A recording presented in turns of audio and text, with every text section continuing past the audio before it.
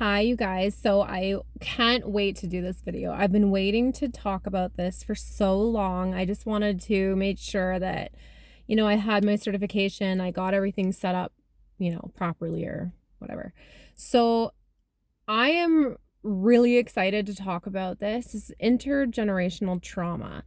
Now, I was born in 87, so I'm one of the generation, or our generation is one of those, we're the ones expected to break the cycle, right? If you've ever heard people say that.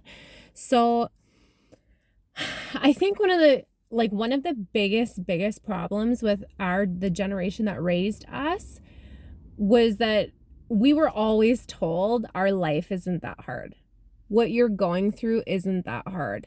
Now, our parents learned that from their parents, right? So I'm telling you, please stop telling your children that. Please stop telling your children that their problems are not really problems. Their hurt isn't really that bad because you've been through worse, right?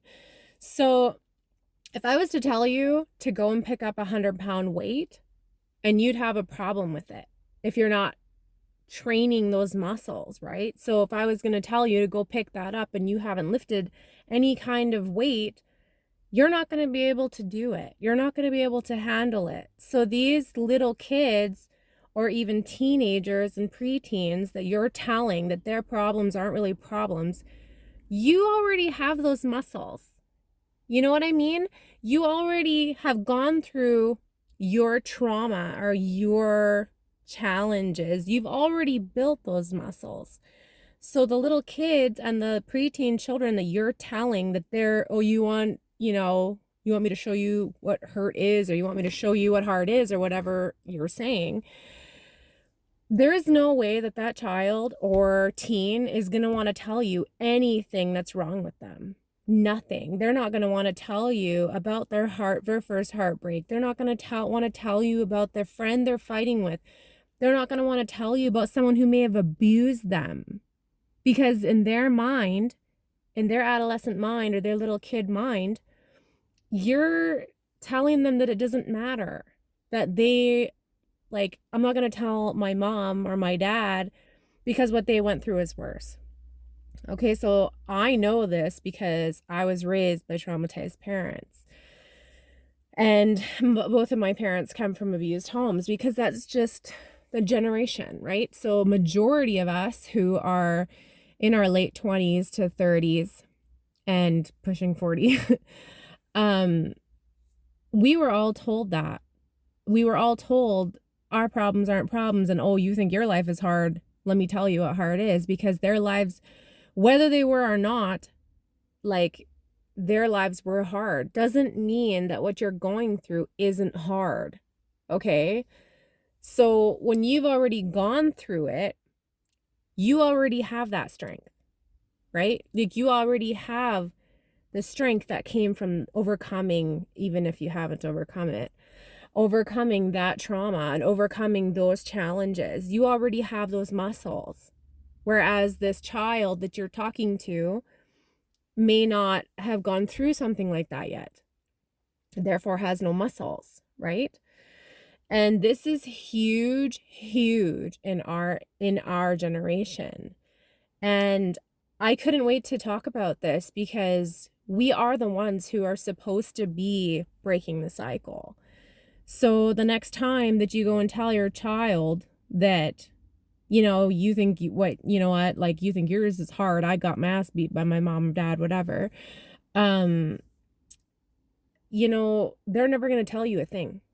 They are never going to tell you what is wrong with them. And no matter how much you think you know what that child has experienced, what they may have gone through, I promise you, you do not know. Because they will not tell you if you keep telling them their problems are not problems, their hardships are not hardships, and telling them to suck it up. And this is very particular with boys who are told that boys don't cry, don't be a sissy girl, don't be a baby, whatever you've been told or you are saying.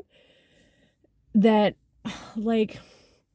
I can't explain this enough, how damaging it can be to tell somebody that. There are still things, I'm 34, and there are still things I will not say to my mom, because in her mind, even now, it's not that hard.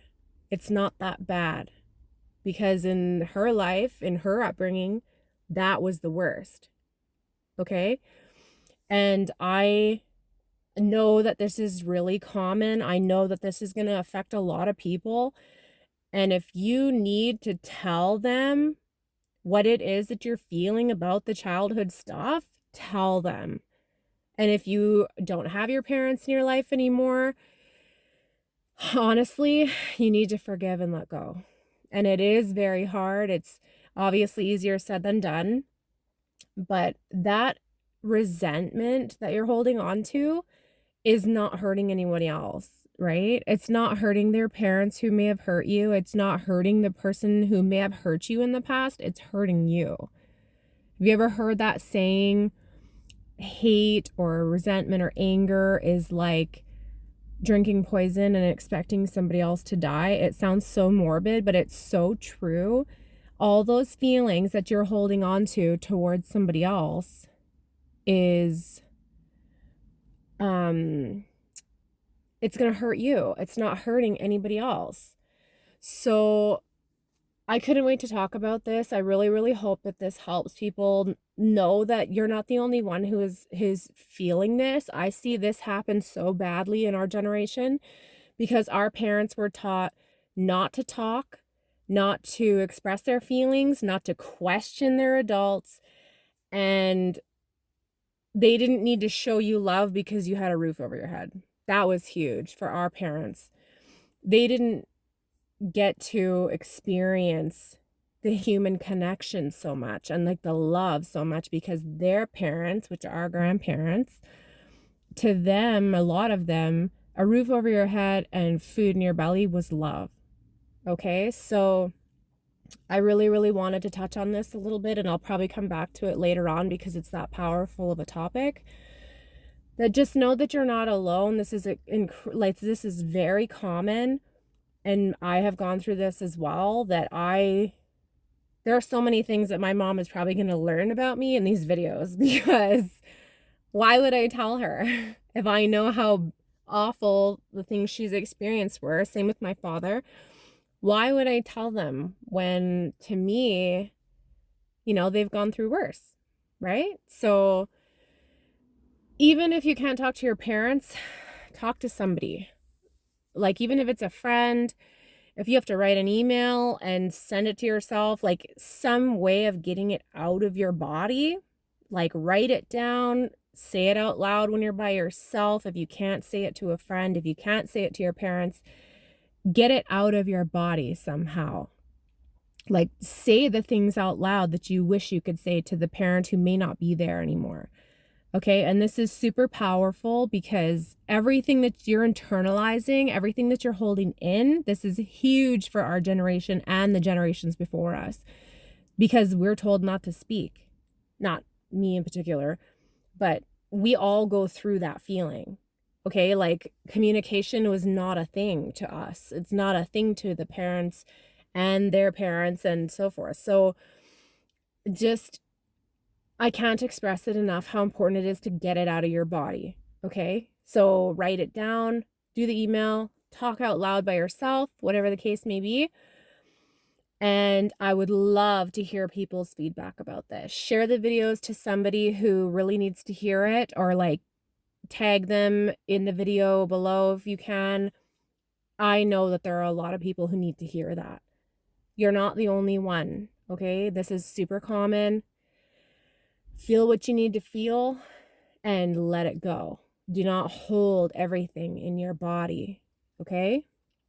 So tag who you need to tag. I'm trying not to drop my phone this time. I'm such a rookie at videos.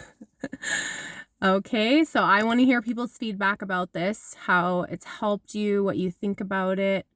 Okay, and stay tuned for the next one.